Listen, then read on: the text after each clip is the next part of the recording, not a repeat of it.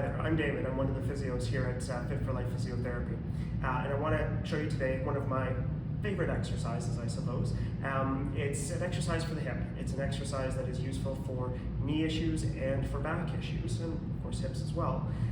But I like it, it's dynamic. You'll actually feel a little bit of a burn with it, so it actually feels like you're really doing something. Now it is a little bit of a progression from some other exercises, but it's reasonably easy to get the hang of.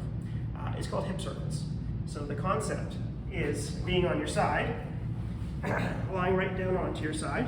You can bend your bottom knee to give a little bit of support. The top knee is going to lift. Whether or not you want to point your toes, that's optional. I like to.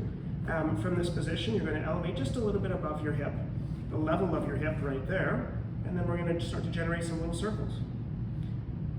The muscle that's working here is called gluteus medius. It's right sort of in the top of or the side of your hip rather. It's an important muscle, like I said, to support the knee. It's an important muscle to support the low back as well. And for those with actual hip issues too, it's crucial for the support of that joint at the same time. I like this exercise, as I said, because it's dynamic, because there is a constant motion to it.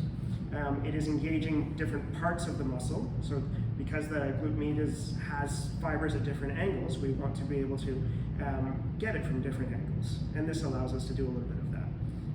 So what I'm doing now is I'm just changing directions on it, and as you change directions, it gets a little harder to coordinate, so that's part of the challenge of this exercise as well, is to make sure that we're trying to make some nice even circles. And even right now, I'm starting to feel myself a little bit of a burn in this exercise. The burn's actually a good thing. Once you kind of get to that, that's usually enough in terms of the effectiveness of that muscle. And now I'm going to try and get back up. One other point about that exercise, while I'm just showing you, it's reasonably important to try and keep your hips tilted a little bit forward so that we're isolating this muscle here. Like I said, it is going to burn a little bit. You should feel it in your backside. If the hip is tilted back, the hip flexors end up doing the work, and you'll be able to do it for probably the better part of an hour before you really get tired. So if you're feeling it back here, then you're doing it correctly. If as you're doing that exercise something feels uncomfortable, or it feels like it's giving you any pain in any way, then it's a good idea to speak to your physiotherapist. Thank you for your time. Cheers.